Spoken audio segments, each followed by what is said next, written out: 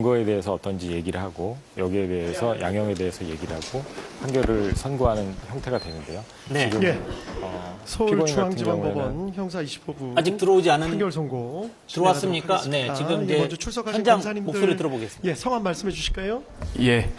장우성 특별검사보, 장준호 검사, 이창규 검사, 조재철, 유병국, 서성광, 구승기, 김수길, 박대한, 송성광, 전종택, 정기훈 검사 출석했습니다. 예. 예, 그리고 피고인들 출석 확인하겠습니다. 먼저 윤석열 피고인 들어오시게 하시죠. 예. 그리고 출석하신 변호사님들은 성함을 어떻게 기재를 할까요? 아니면 그냥 앉아 계시는 걸로? 이따 호명하겠습니다. 그러면 출석하신 걸로.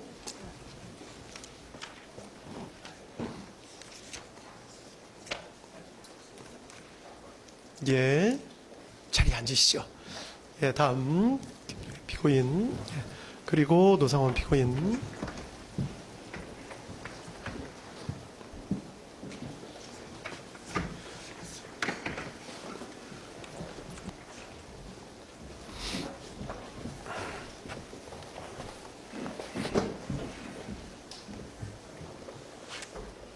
예, 다음 피고인들 출석 확인하도록 하겠습니다. 먼저 윤석열 피고인, 예, 그리고 김용현 피고인, 예, 노상원 피고인, 예, 그리고 김용군 피고인, 예, 조지호 피고인, 예, 그리고 김봉식 피고인, 예, 윤승영 피고인, 예, 그리고 목현태 피고인, 예, 출석하신 거 확인했습니다. 변호사님들 출석하신 분들 말씀해 주시겠어요? 윤석열 피고인 변호사님들. 김홍일 변호사, 배모윤 변호사, 윤갑근 변호사, 송진호 변호사, 김계리 변호사, 이경원 변호사, 배의철 변호사입니다. 배진환 변호사. 예, 그렇게 출석하신 걸로 기재하겠습니다. 다음 김용현 피고인 변호인. 예. 이하상 변호사, 유승수 변호사, 고영일 변호사, 김지희 변호사 출석했습니다. 예, 다음 노상원 피고인 변호인. 네, 노종래 변호사입니다. 예, 그다음에 김용군 피고인 변호인. 예, 알겠습니다. 그다음에 조지호 피고인 변호인. 노정환 변호사, 안상훈 변호사 출석했습니다. 예, 그다음에 김봉식 피고인 변호인. 예, 다음 윤승영 피고인 변호인. 법무법인 강한의 남기정 김준태 변호사입니다. 예, 다음 목현태 피고인 변호인.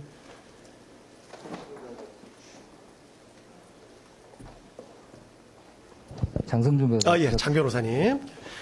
마스크 쓰셔가지고 감사합니다. 그렇게 출석 확인했고 지금부터 판결 이유를 말씀을 드리고 판결 주문을 낭독하도록 하겠습니다.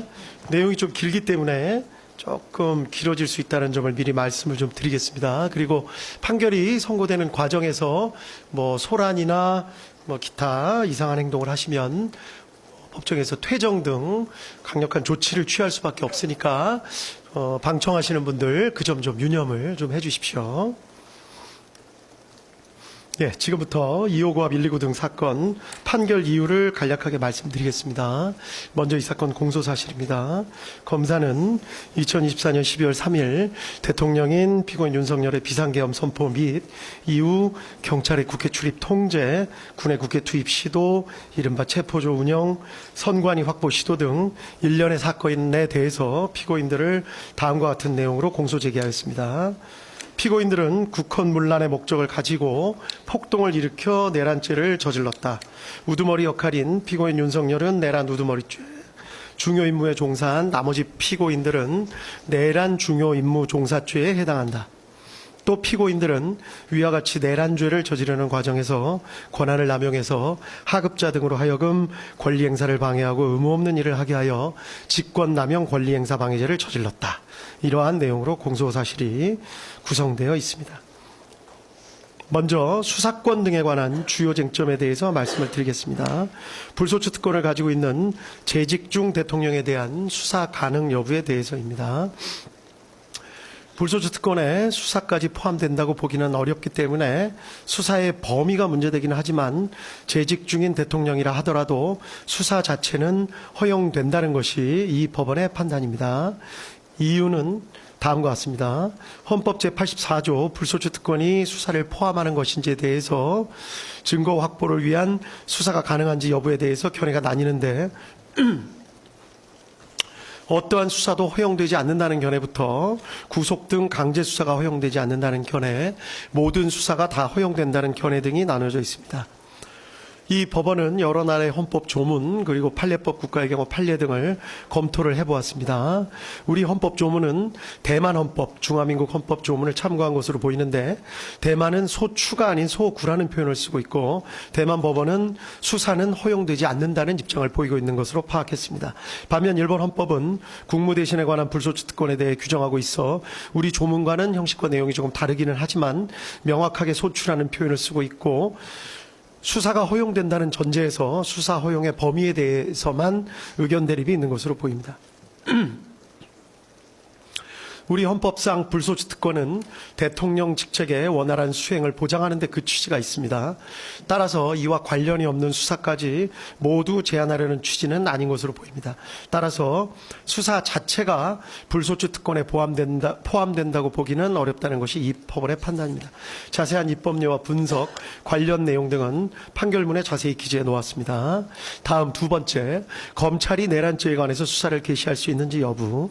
피고인 윤석열 등에 대한 직권남용 권리행사 방해죄 혐의 등의 고발을 접수한 검찰이 내란죄에 관해서도 수사를 개시할 수 있는지가 문제되는데 가능하다는 것이 이 법원의 판단입니다. 이유는 다음과 같습니다. 검찰청법에 의하면 검찰은 원칙적으로 직권남용 권리행사 방해죄에 대해서만 수사 개시가 가능합니다. 그러나 검찰청법 제4조 제1항 제1호 다목은 직접 관련성이 있는 범죄에 대해서도 수사를 개시할 수 있다는 예외 규정을 두고 있습니다. 직접 관련성의 의미가 문제가 되는데 마침 이 사건 재판이 진행되는 도중에 대법원 판례 2025도의 6707 판결이 나왔기 때문에 문제가 사실상 해결되었습니다. 판시 취지는 예외 규정의 해석에 있어 문맥상 의미 외에 규범적인 요소도 고려하여야 한다는 취지로 보입니다.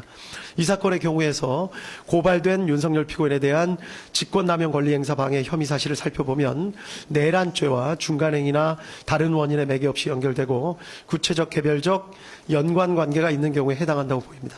따라서 그 구속요건 및 내용 등의 직접 관련성이 인정되고 규범적 의미에 있어서도 이를 인정하는 데 장애가 없습니다. 따라서 검찰의 내란죄 수사권은 있다는 것이 이 법원의 판단입니다. 다음 고위공직자범죄수사처 공수처가 내란죄에 관하여 수사를 할 권한이 있는지 여부가 문제됩니다. 결론부터 말씀드리자면 이 부분에 대해서 내란죄에 관해서 수사를 개시할 수 있다는 것이 이 법원의 판단입니다. 이유는 다음과 같습니다. 공수처법에 의하면 공수처도 원칙적으로 직권남용 권리행사 방해죄에 대해서만 수사를 할 수 있을 뿐 고위공직자 등의 내란죄에 대해서는 수사를 할 권한이 없도록 되어 있습니다. 다만 제4조 제1항 제1호 라목이 예외적으로 수사 과정에서 인지한 직접 관련성이 있는 범죄에 대해서는 수사를 할 권한이 있다고 예외 규정을 두고 있습니다. 직접 관련성에 대해서는 앞서 검찰의 수사 개시 권한 부분에서 살펴본 바와 같이 인정됨에 크게 의문이 없습니다. 문제가 되는 것은 검찰청법 규정과 차이가 있는 수사 과정에서 인지한 것인지 여부입니다. 공수처법 규정은 검찰청법 규정과 이 부분의 표현이 다릅니다. 문헌 그대로 공수처가 고위공직자 범죄 수사에 착수해서 수사를 진행해 나가는 과정에서 파악하게 된 새로운 범죄만을 의미한다는 것으로 보아야 하고 그것이 공수처의 우선적 수사권을 예외적으로 부여한 법의 취지에 부합하는 해석이라는 견해가 있을 수 있습니다. 애초에 법의 취지에도 부합하고 문헌의 의미에 충실한 해석으로 보이기는 합니다.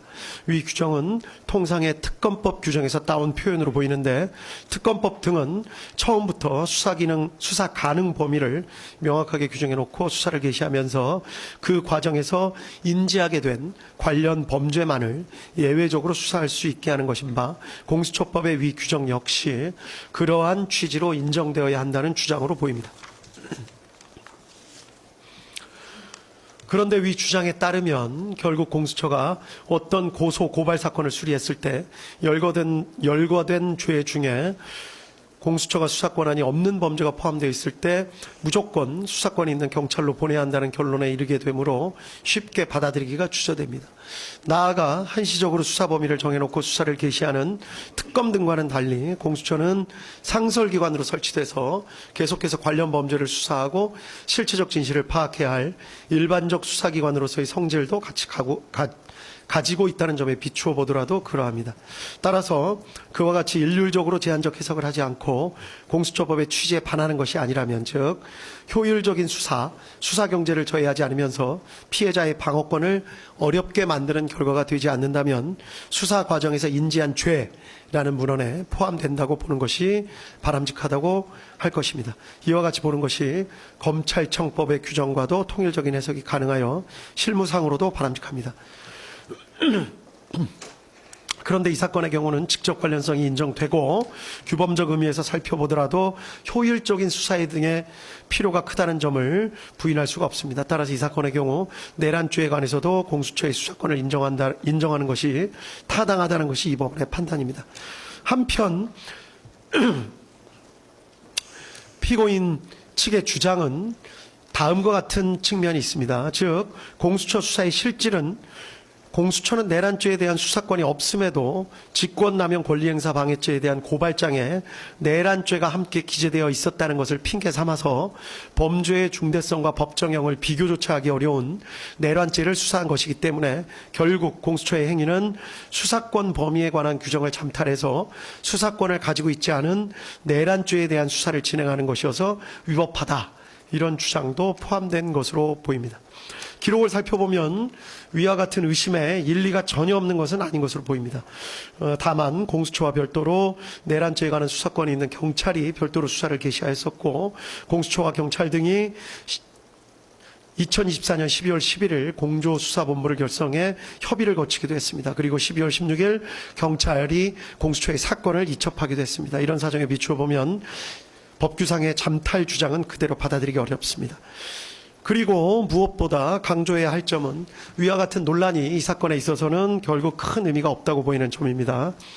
공수처의 수사권이 없다고 하더라도 검찰이 공수처 송부기록 외에 다른 증거들을 종합해서 기소를 결정한 것으로 보입니다. 검찰의 기소 자체를 위법하다고 보기가 어렵습니다.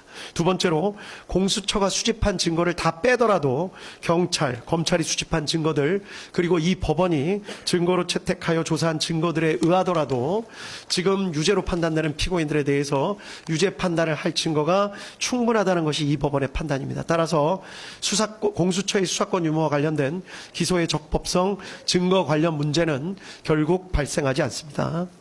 다음, 위법 수집 증거 관련 내용입니다.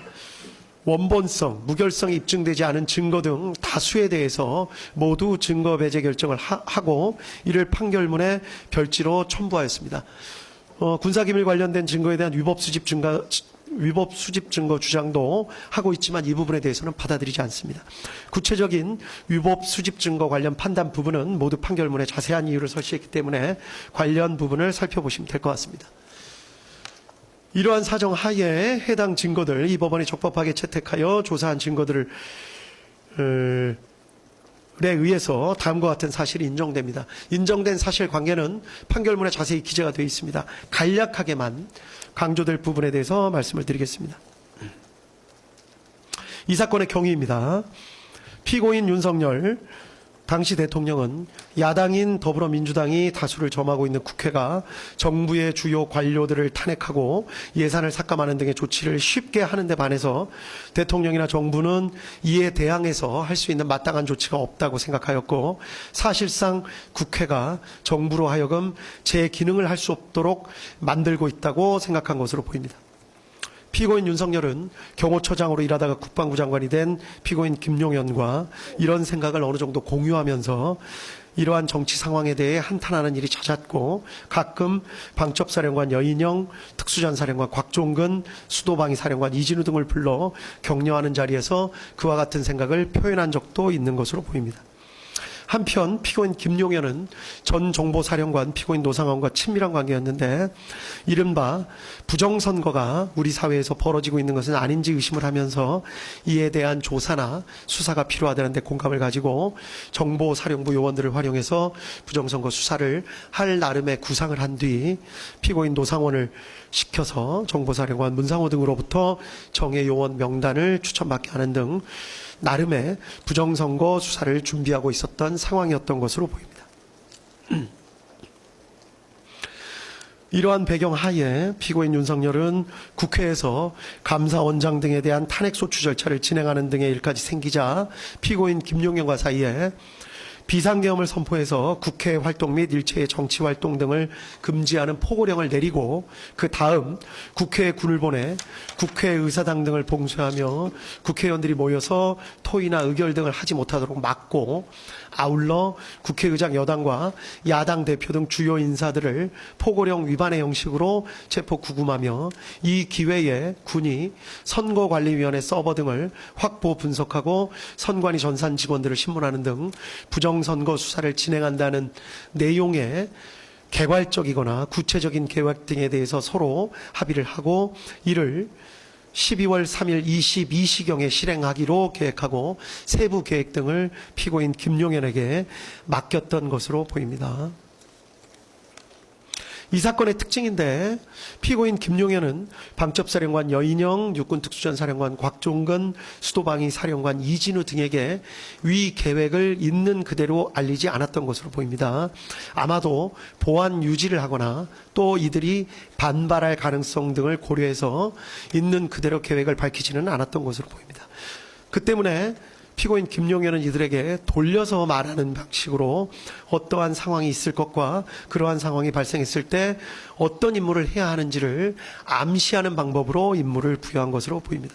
곽종근에게는 비상 상황이 발생하면 국회 선관위 등을 확보해야 한다는 말만을 던지거나 이준호에게는 만약에 국회에 비상 상황이 발생하면 수방사는 어떻게 해야 할지를 생각해 보라는 말을 하는 식으로 이들에게 어떤 상황이 발생할 수 있다. 그때는 어떻게 해야 한다라는 식으로 가정적 상황과 임무 부여를 하는 방식으로 임무를 하달했던 것으로 보입니다. 그 때문에 이들의 법정에서의 진술 내용이 일부 차이가 있는 것으로 보이고 이 때문에 수사도 상당한 난항을 겪었던 것으로 보입니다. 다만 이들 사령관들은 이러한 지시 내용에 대해서 나름대로 그 의미를 모두 짐작하고 추정하였던 것으로 보입니다. 이들 사령관들의 입장에서 보면 이들은 군인으로서 명령이 떨어지면 복종해야 한다라는 생각과 함께 피고인 김용현이 말한 그런 상황이 실제로는 발생하지 않을 것이다. 또는 실제로 적이 국회를 테러할 것이라는 등에 대한 정보가 있기 때문에 아마도 피고인 김용현이 저런 말을 하는 것 아니겠느냐라는 강한 기대감과 우려도 함께 가졌던 것으로 보입니다. 이 때문에 아까도 말씀드렸듯이 당시 주고받았던 말과 생각에 대해 이들의 진술이 서로 다른 측면이 있습니다. 어느 측면을 부각시키느냐에 따라 이들의 진술의 차이가 있지만 실제로는 이 법원이 판단하기에는 대부분 진실에 가깝게 당시의 상황을 나름 진술하고 있는 것으로 보입니다. 피고인 윤석열과 피고인 김용현은 군이 투입되더라도 경찰의 도움이 필요하다는 생각에 12월 3일 저녁 무렵 급하게 경찰청장 피고인 조지호와 서울경찰청장 피고인 김봉식을 만나서 비상계엄을 선포한 후 군을 국회에 투입할 예정이라는 사실을 밝히고 경찰의 질서 유지를 지시하였습니다. 이후에 관련된 내용들은 판결문에 자세히 기재되어 있습니다. 비상계엄 선포, 포고령 공고, 경찰의 국회 출입 통제, 군의 국회 봉쇄 시도, 주요 인사 체포 시도, 선관위 서버 확보 시도, 군의 더불어민주당 당사 투입 등이 있습니다. 이 부분을 확인해 보시면 될 것 같습니다. 결론적으로 이 사건 사실관계의 가장 핵심은 이 법원이 판단한 핵심은 군을 국회로 보낸 것입니다. 사실인정에 관한 주요 쟁점에 대해서만 간략하게 말씀드리겠습니다. 먼저 피고인 윤석열이 비상계엄을 선포하고 포고령을 공고해서 군을 국회나 선관위에 투입할 결심을 하게 된 경위에 관한 내용입니다. 이 법원의 판단으로는 여러 가지 사정이 있지만 증거나 대국민 담화나 포고령의 내용을 합쳐보면 야당인 더불어민주당이 다수를 점하고 있는 국회가 무리한 탄핵소추 시도, 일방적인 예산 안삭감 시도 등 대통령과 정부의 활동을 사실상 무력화하고 있다라는 생각을 하게 됐고 점차 이러한 생각에 지나치게 집착해 적어도 2024년 12월 1일 무렵에 더는 참을 수 없다. 무력을 동원해서라도 국회를 제압해야겠다라고 결심했기 때문이라고 보는 것이 이 사건의 실체에 부합하는 것으로 보입니다. 검사는 피고인 윤석열이 2024년 12월경이 아니라 약 1년 전부터 비상계엄을 선포하며 국회를 제압하여 이른바 장기 독재를 하려는 의도를 가지고 내외적 여건을 조성하고 또 그게 여의치 않게 되자 궁지에 몰려 이 사건 비상계엄에 이르게 된 것이라는 취지로 주장했지만 그러한 경위 및 과정을 인정할 증거는 부족하다는 것이 이 법원의 판단입니다. 이른바 노상원 수첩 등은 작성 시기를 정확히 알 수 없고 일부 내용들은 실제 이루어진 사실과 불일치하는 부분도 있으며 모양, 형상, 필기, 형태, 내용 등이 조악한 데다가 보관하고 있던 장소, 보관 방법 등에 비추어 보더라도 그렇게 중요한 사항이 담겨져 있던 수첩이라고 보기에는 무리가 있습니다. 또 피고인 윤석열이 피고인 김용인과 함께 여인영, 곽종근, 이진우 등과 함께한 여러 차례 식사 자리에서 말한 내용을 살펴보더라도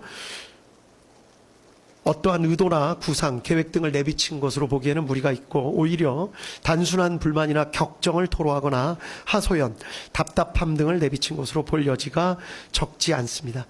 또 이 사건 비상계엄 후 이루어진 각종 조치를 보면 장기간 마음먹고 비상계엄을 선포하였다고 보기에는 지나치게 준비가 허술하고 국회를 무력화시킨 후에 계획 등에 관해 별다른 증거나 자료, 흔적 같은 것도 찾아볼 수가 없습니다. 다음으로 국회에 투입된 병력이 부여받았던 임무의 내용에 대해서 간단하게 살펴보겠습니다. 결론부터 말씀드리자면 특전사 병력은 처음부터 곽종근으로부터 국회의사당 본관을 봉쇄해서 안에 있는 사람들을 모두 건물 밖으로 나오게 만들고 건물 내부에는 사람들이 들어갈 수 없게 만들라는 임무를 부여받은 것으로 보입니다. 또 수방사 병력은 이진우로부터 일단 국회 경내에 들어가라는 임무를 부여받았고 수방사령관 이진우는 스스로 국회 경내로 들어간 병력에게 국회의사당 본관 주변을 경계하는 임무를 부여할 계획을 가지고 있었던 사실이 인정됩니다.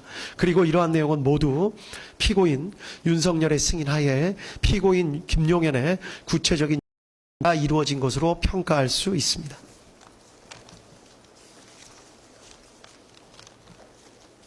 다음으로 방첩사 체포조가 부여받은 임무의 내용입니다.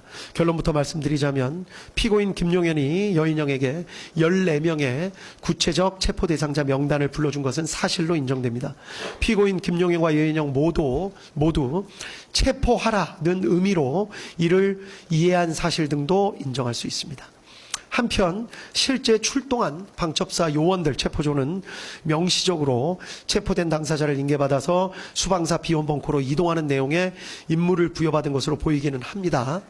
그렇지만 적어도 이미 출동했던 체포조 인원들의 경우에는 자신들이 국회에서 경찰 수사관과 군 수사관을 만나 함께 팀을 이루어 국회의장 우원식, 야당 대표 이재명, 한동훈 등을 우선하여 체포, 구금해서 수방사 비원 벙커로 이송한다는 임무를 부여받은 것으로 파악하고 있었던 것으로 보기에 충분하다는 것이 이 법원의 판단입니다. 그 이유에 대해서도 판결문에 구체적이고 자세한 설시를 부여했기 때문에 관련 내용을 확인해 보시면 될 것 같습니다. 가장 중요한 것입니다. 피고인 윤석열이 비상계엄을 선포하고 포고령을 공고해서 군을 국회 선관위에 투입한 목적이 무엇인지에 관해서 이 법원이 파악한 사실을 말씀드리도록 하겠습니다. 피고인 윤석열이 이러한 행동을 한 이유, 경위에 대해서는 아까 말씀을 드렸고 이러한 행동을 한 목적은 국회로 군대를 보내서 국회의사당을 봉쇄하고 국회의장, 여당, 야당의 대표 등 주요 인사를 체포함으로써 국회의원들이 모여서 토의를 하거나 의결을 하지 못하게 하려는 목적, 즉 국회의 활동을 저지하거나 마비시켜서 국회가 상당 기간 그 기능을 제대로 하지 못하게 만들려는 목적이 있었다고 보기에 충분하다는 것이 이 법원의 판단입니다. 이유는 다음과 같습니다. 계엄 선포문에 명시적으로 반국가 세력인 국회, 또 척결이라는 등의 표현이 있습니다. 포고령에는 아예 국회 활동을 금지한다거나 정치 활동을 금지한다, 또 이를 어길 시 처벌한다는 등의 표현이 명확하게 있습니다. 국회 활동을 저지하거나 마비시키려는 목적이 그 자체로 뚜렷합니다.